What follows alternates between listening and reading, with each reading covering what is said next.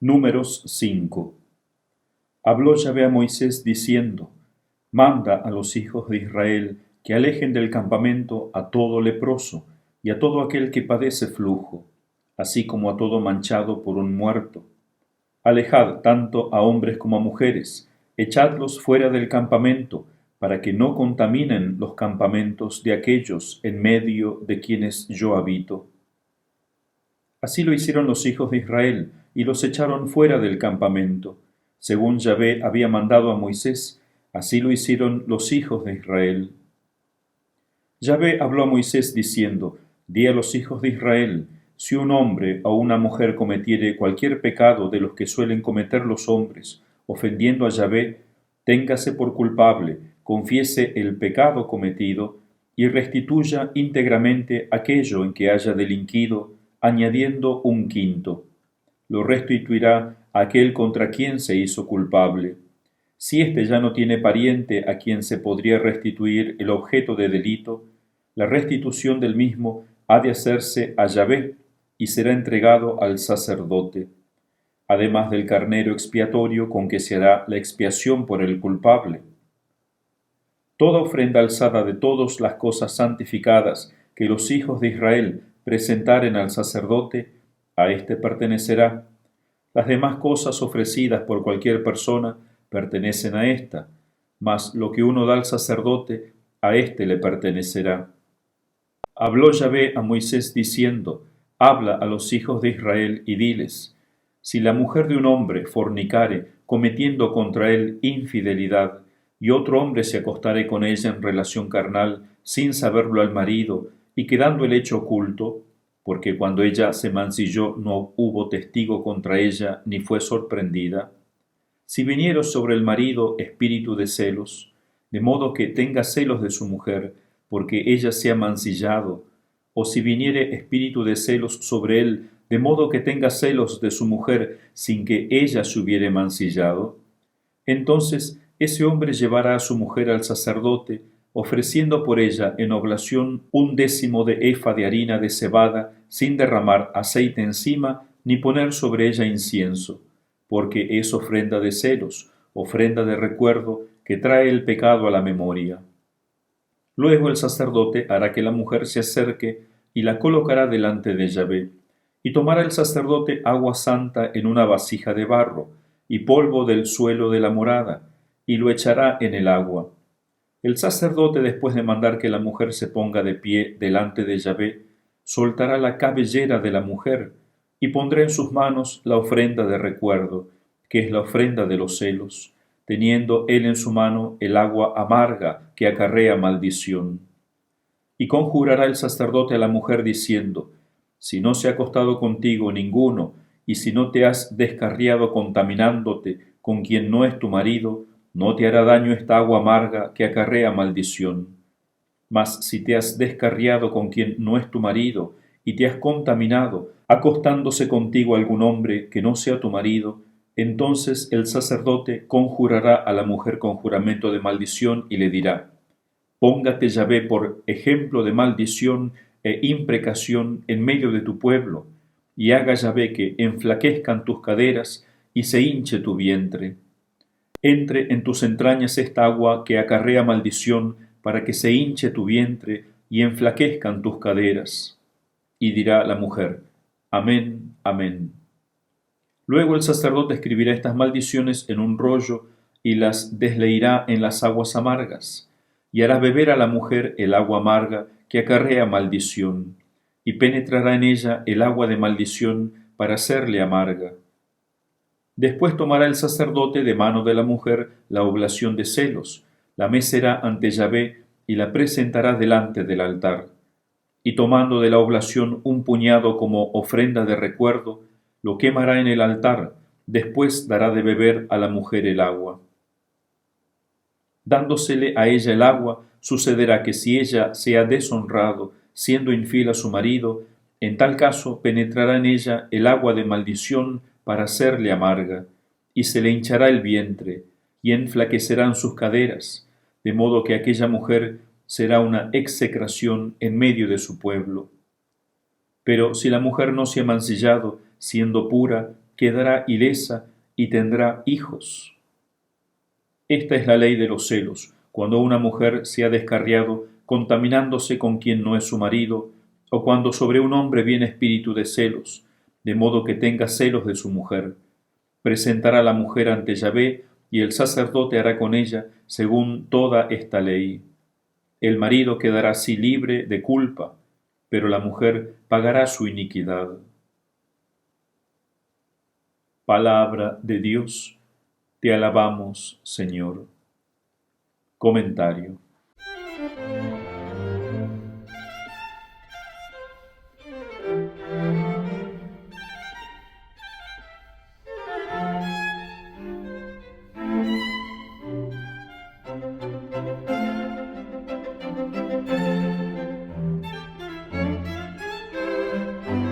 Este capítulo que hemos escuchado nos resulta muy extraño porque habla de la inmundicia legal de la cual ya había hablado, de los resarcimientos de daños y sobre todo del celo, del sacrificio por el celo. No parece lógico que hablase de esto justo ahora que estaba preparando la marcha, pero dice el padre Dolindo que hay mucha lógica en este capítulo porque en este momento en que el pueblo se prepara para marchar y luego tiene que volver a armar el campamento, Dios quiere que el pueblo se cuide de la contaminación. Por ejemplo, habla de los leprosos, de los contaminados. Recordemos que la lepra es signo espiritual del pecado, y en su marchar la iglesia puede volverse leprosa, varios de sus miembros.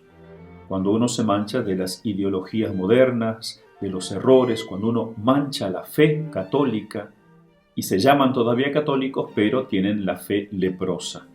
Entonces Dios manda aquí que se los quite del campamento hasta que se les pase la lepra y vuelvan a ser admitidos. Como vamos a ver en la historia de la Iglesia y en la historia de los doctores, cómo la Iglesia pidió que los herejes se arrepintieran de sus errores, sino los apartaba hasta que ellos volviesen arrepentidos. Y vamos a ver cómo cuando no se hace eso, la lepra contagia a una enorme cantidad de católicos. También es normal que en el preparativo del viaje uno, o por accidente o por lo que sea, dañase los bienes del prójimo. Entonces Dios manda aquí que se restituya y que se añada un quinto. O sea, no basta con devolverle al prójimo aquello sobre el cual le hice daño, sino que hay que añadir algo por la pena que le hice pasar, por la injusticia, aunque no haya sido de mala voluntad. Y si no se puede restituir a la persona o a algún familiar, dice Dios que se le restituya a él mismo, porque el pecado principalmente va contra Dios, luego va contra el prójimo. ¿Y cómo se le restituye a Dios? Dios no necesita nada de nosotros. Se restituye a Dios en la persona de los sacerdotes, que son los que se encargan del culto. Por eso aquello que uno lleva a la iglesia en reparación, el sacerdote tiene que usarlo para la iglesia o también puede usarlo para su sustento propio. Es lo mismo que usarlo para la iglesia, para la misión católica. Pero Dios aquí lo recuerda porque es normal que cuando uno tiene que restituir, uno lo haga de mala gana, y si están los sacerdotes de por medio, uno se queje y diga, ellos qué tienen que ver, porque yo le tengo que dar a ellos mis bienes, etc. Pero lo que nos llama mucho la atención es este rito de los celos. Se habla el caso de una mujer que haya sido infiel a su marido, aunque no haya sido descubierto, pero que el marido comienza a sospechar, o que pueda tener celos movido por su imaginación. En esto el diablo tiene mucho que ver. A veces es porque tampoco la mujer se cuida en su trato con los demás, se viste indecorosamente llamando la atención de los demás, entonces eso provoca celos, entonces hay culpa de parte de la mujer también. O puede ser que un hombre no viva una vida pura, él mismo sea infiel al menos en su mirada, en sus pensamientos, y piense que su esposa lo es lo mismo. Dice el dicho, el ladrón piensa que todos son de su misma condición. Sea lo que sea, cuando un hombre se pone celoso es terrible y puede acarrear incluso la muerte de la mujer, como ha pasado muchísimas veces. No quiere decir que no se dé lo contrario, porque la Biblia no habla de cuando el hombre es infiel. También el pecado del hombre amerita el mismo castigo. Pero aquí Dios nos quiere dar una preciosa enseñanza porque Él es el esposo y nosotros somos la esposa. Él nunca nos es infiel, jamás Dios nos es infiel, pero nosotros sí, muchísimas veces. Entonces, esto que aprendemos en este capítulo hay que transportarlo a nuestra vida espiritual. Este tema de la infidelidad era muy común cuando uno tenía que marchar, porque aunque los hebreos eran muy familiares, amaban su propia tribu, llevaban una vida encerrada más bien en su familia, cuando uno tenía que marchar, era un momento donde muy fácilmente uno se veía con otras personas extrañas, hablaba con ellas, contraía amistades nuevas, y aquí entre simpatía viene, el corazón se enamora. Entonces Dios, para proteger esta unidad de la familia en un momento en que marchando tenían que estar unidos, sale aquí como abogado de la familia.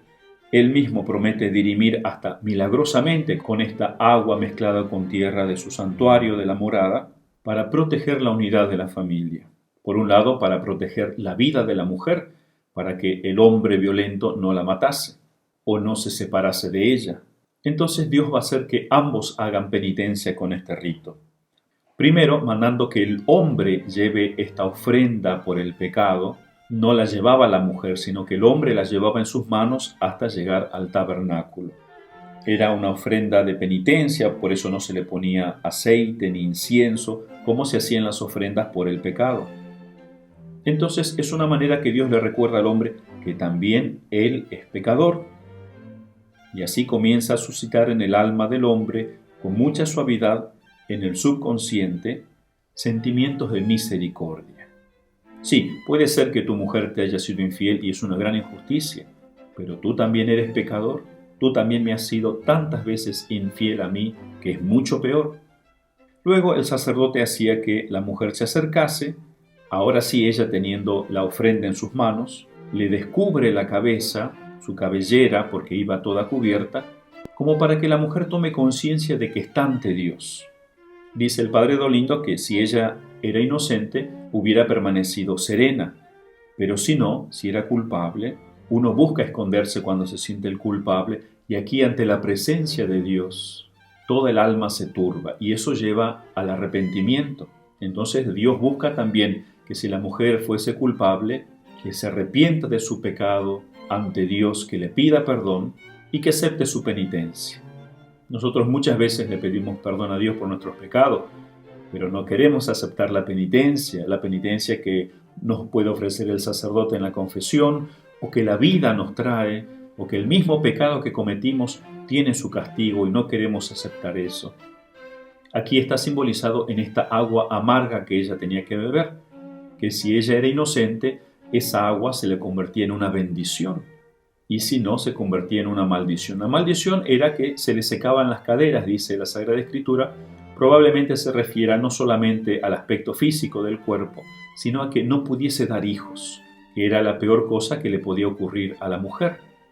Entonces la mujer tenía que llevar ese castigo y el hombre se calmaba viendo que era Dios el que intervenía con este castigo divino.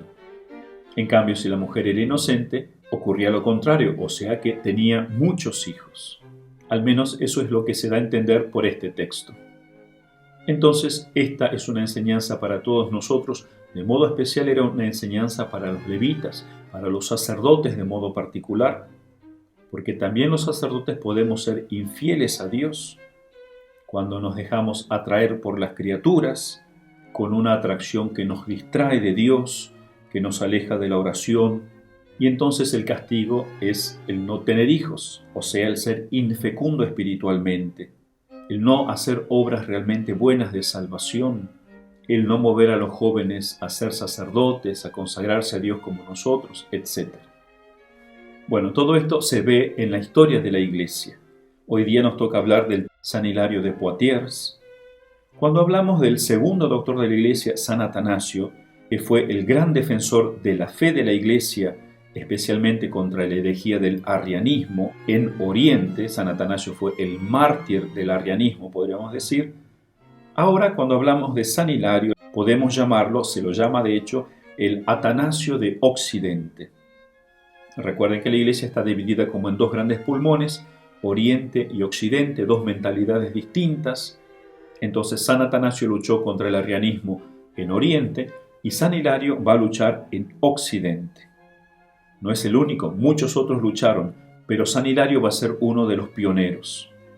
Hemos dicho que Cristo prometió que su iglesia no sería derrotada por las puertas del infierno, en este caso por el error que traen las herejías, que viene del infierno, y por eso a través de la historia Dios ha suscitado campeones de la fe, hombres de inmenso valor, dispuestos a poner en peligro su vida y su libertad por defender la verdad divina. Y uno de esos es San Atanasio. Recordemos rápidamente lo que fue la herejía arriana, que fue la primer gran herejía que intentó destruir la fe de la Iglesia y que duró más o menos unos 300 años antes de ser derrotada definitivamente. Bueno, no tan definitivamente. El padre Castellani, por ejemplo, dice en sus escritos, primero que Arrio fue un judío de Libia, de África, que entonces era Imperio Romano, que entró en la herejía de Melesia, y habiendo sido liquidada esta herejía de Melesia, él, Arrio, se reconcilia con la Iglesia, se hace ordenar sacerdote católico, llegó a obispo, o a menos a vicario general, se le decía monseñor, y en un momento quiso ser papa, y casi lo consiguió. Era un gran orador, un gran predicador, un buen escritor y sumamente hábil para la intriga, para adular a los poderosos, ya sean obispos o emperadores. La mayor carta o defensor que tuvo fue otro obispo que era de la corte, Eusebio de Nicodemia, que fue el primer gran historiador de la Iglesia, pero este Eusebio lo promovía cerca del emperador Constantino, el cual Constantino, pobre, estuvo toda su vida desorientado, creyendo que esto se trataba más bien de una disputa de palabras, y estuvo queriendo restaurar la paz del imperio, buscando una reconciliación entre los católicos y los arrianos, pero pensando que era cuestión de palabras, que con un diálogo bastaba. Cuando murió Constantino, dividió el imperio entre sus tres hijos, Constancio II, Constante y Constancio. Los dos primeros permanecieron católicos, pero Constancio, que era inconstante, se volvió arriano y anduvo oscilando como su padre entre los dos partidos. De hecho, Constante, un poco antes de morir, dijo, a mediados del siglo IV, se acabaron los niceanos, es decir, los católicos. Hemos triunfado los cristianos, o sea, los arrianos, los herejes. Si solamente pudiéramos agarrar y ahorcar a ese bandido obispo de Alejandría, se refería a San Atanasio. Por eso es que otro gran santo padre, San Jerónimo, va a decir esta célebre frase: el mundo se despertó un día y gimió de verse arriano. Muchísimos sacerdotes y fieles habían sido martirizados, los buenos obispos, los católicos, habían sido arrojados al destierro y sustituidos por obispos arrianos. El emperador había reunido 6 concilios o conciliábulos, o sea, no concilios ecuménicos, sino concilios menores, que firmaban fórmulas arrianas de más en más sutiles y solapadas. Y el último de ellos, el concilio de Rimini, del año 359, proclamó una fórmula que era un equívoco total, y consiguieron, con malos tratos por supuesto, que la firmara hasta el mismo Papa Liberio. Era una fórmula que podía interpretarse bien o mal, dice el padre Castellani. E hicieron que Liberio mismo condenara a San Atanasio. También el mismo obispo de Córdoba, Ocio, el inventor de la Salve Regina, lo hicieron firmar esta fórmula de Rimini, pero él se negó a condenar a su amigo San Atanasio. Bueno, pobre Ocio, tenía 99 años. Murió Arrio poco después y el arrianismo siguió, por supuesto, con muchísimas variantes, como monofisitas, semiarrianos, omeyanos, neumatómacos o macedonianos, etc. Más de 10 fórmulas. Y pareció haber aniquilado a la Iglesia. De hecho, después los reinos que habían sido convertidos en arrianos tuvieron que ser convertidos con mucho trabajo, uno por uno, de vuelta al catolicismo. El arrianismo, dice el padre Castellani, persiste aún hoy en algunos rincones de Oriente, por ejemplo la iglesia de Abisinia es nestoriana todavía hoy, y se puede decir que siempre ha existido en la historia de la iglesia con variadísimos nombres. De hecho, Arrio fue precedido, o sea, antes de Arrio, por Luciano de Antioquía, que había formulado teológicamente esta herejía, que Jesucristo no es Dios. Y luego de Luciano de Antioquía vinieron muchas pequeñas herejías, los ebionitas, los nicolaitas, los gnósticos, que son de la época de los apóstoles. Entonces el arrianismo se va a arrastrar después de Arrio todavía por muchos siglos con diversos nombres. Y solamente va a ser conquistado por otra gran herejía que es la conquista maometana en el siglo VII, a partir del año 600. Entonces cuando el arrianismo, que fue la primera gran herejía, fue eliminado por esta segunda gran herejía, la de Mahoma, allí surgió otro arrianismo diferente, porque Mahoma también fue arriano. Enseñó que Cristo fue un gran hombre, el profeta de los judíos, así como él era el profeta de los árabes, que Cristo y la Virgen son dignos de veneración, pero no fueron dioses, porque comían y bebían, dice el Corán. Entonces, cuando el Islam fue derrotado y arrojado de Europa por la batalla de Lepanto, surgió el tercer arrianismo, que fue el protestantismo, aunque no lo parezca. Una secta protestante, los socinianos, negó la divinidad de Cristo.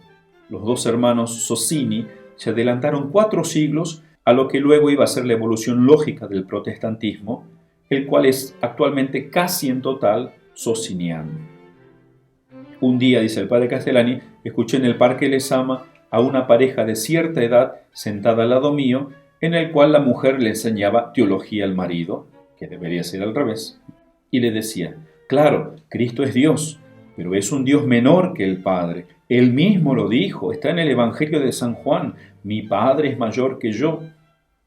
Eso le decía la mujer a su marido. Esta es la posición común de los protestantes hoy en día, dice el padre Castellani. Hoy día hay mucho arrianismo, o sea, negación de la divinidad de Cristo en muchas formas y algunas muy disimuladas.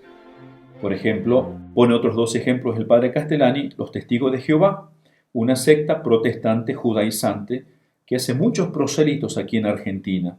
El dogma central, si no único, es que el fin del mundo está cerca y ellos son los profetas mandados por Dios para anunciarlo, y solamente se salvarán de los desastres ya cercanos los que se unan a ellos. A Jesucristo lo llaman Cordero de Dios, Rey de Reyes e incluso Hijo de Dios, pero no creen que sea Dios, sino al modo de Arrio, a lo más un Dios menor, un superángel o superarcángel, los Testigos de Jehová.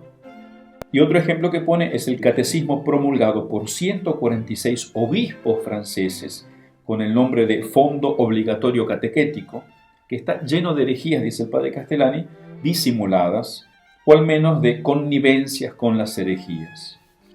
Suprimen, por ejemplo, del Ave María el Santa Madre de Dios, llaman a la Virgen Madre de Jesús, no Madre de Dios, lo mismo que hizo Nestorio. Ponen en entredicho el pecado original y por tanto la necesidad de la redención, y por tanto el bautismo y la Iglesia y el Papa y la divinidad de Cristo y la Trinidad. O sea, no está negado directamente, sino embolismado, oscurecido, debilitado, dice el padre Castellani. Que esto haya pasado en una nación cristianísima, dice él, con mucho humor, refiriéndose a la Argentina, es un signo de los tiempos. Se parece a las grandes apostasías de clérigos y obispos del tiempo de Arrio. Hasta aquí el padre Castellani. Entonces, volvamos al pasado. Este arrianismo tuvo un gran momento de éxito entre el 350 y el 360, un gran momento de éxito.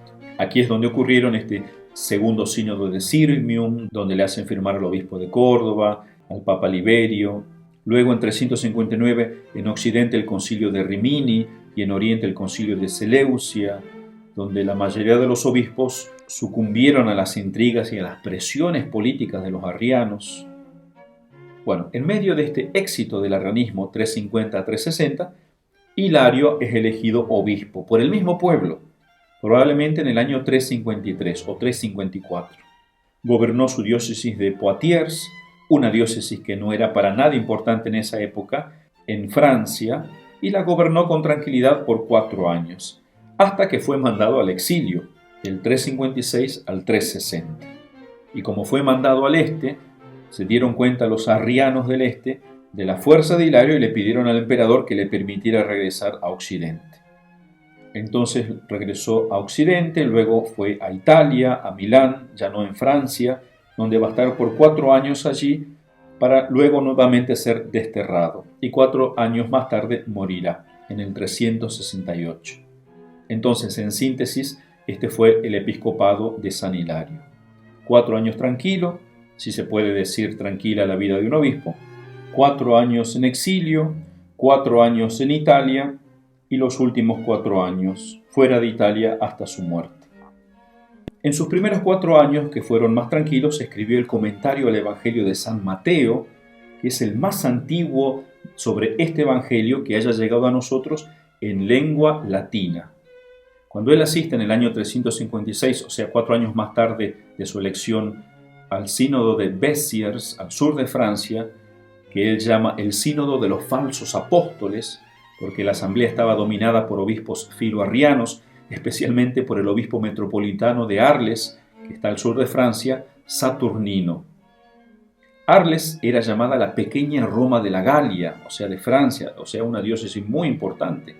Y por eso el obispo allí, Saturnino, era de muchísimo peso. Lo malo es que era filoarriano, y no solamente eso, era de pocas pulgas, era de intelecto mediocre, y por supuesto se había ganado la confianza del emperador. Entonces se decreta el exilio, la expulsión de San Hilario de sus diócesis y de Occidente. Estuvo 4 años Hilario en Oriente, y cuando regresa de su primer exilio, se puso a componer, como San Efrén, el doctor que consideramos anteriormente, himnos litúrgicos, trasladando toda la riqueza que él había aprendido en Oriente, especialmente de San Efrén, a Occidente. Pero esta vez los himnos, por supuesto, en un hermoso y fino latín. Por eso se le llama a San Hilario el primer himnologista entre los padres latinos. De hecho, a él se le atribuye el Gloria que nosotros cantamos en la misa y el Te Deum, el himno de acción de gracias. Pero también en este exilio entró en contacto con el arrianismo de Oriente, que era mucho más virulento, que había crecido mucho más rápido, con todas las nefastas consecuencias. Entonces San Hilario, conociendo la situación a dónde llevaba el arrianismo, incluso hasta el martirio de obispos y de laicos, se puso a escribir carta a todos los obispos de Galia, de la Francia, advirtiéndoles del peligro del arrianismo y de sus nefastas consecuencias. Y esto ayudaron grandemente a salvar no solamente Francia, sino el occidente del arrianismo. Por eso este va a durar 3 siglos, mientras en Oriente va a durar 7 siglos el arrianismo. Entonces convenció a los obispos de Galia no solamente por la firmeza en la fe, sino por la bondad que él tenía como obispo. Eso dice el Papa Benedicto XVI en su catequesis sobre San Hilario, que esta es una característica particular de San Hilario, que supo conjugar esa firmeza en la fe que todos tenemos que tener, con esa bondad en su relación interpersonal con los demás.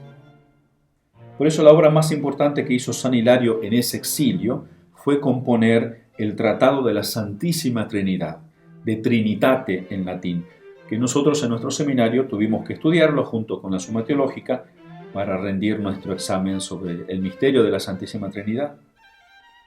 Ahora, San Hilario no escribió este tratado para ganar una licenciatura o un doctorado simplemente, como hacen muchos y así se quedan contentos, sino que fue movido por un profundo deseo de salvar las almas de sus hermanos.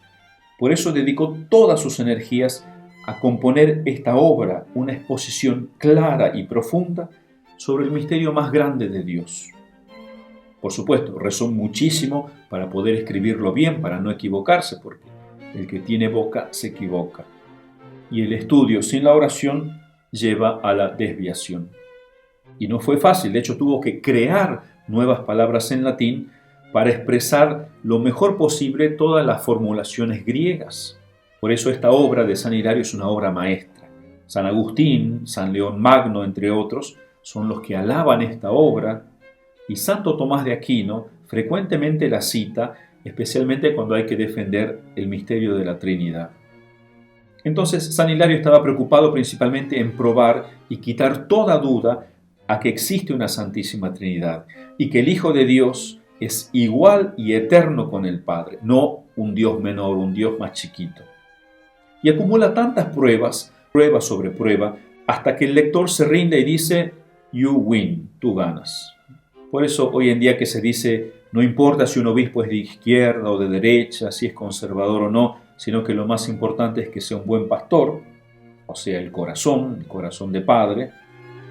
Claro, la caridad tiene primacía sobre todas las demás virtudes, pero un buen corazón depende de una buena cabeza.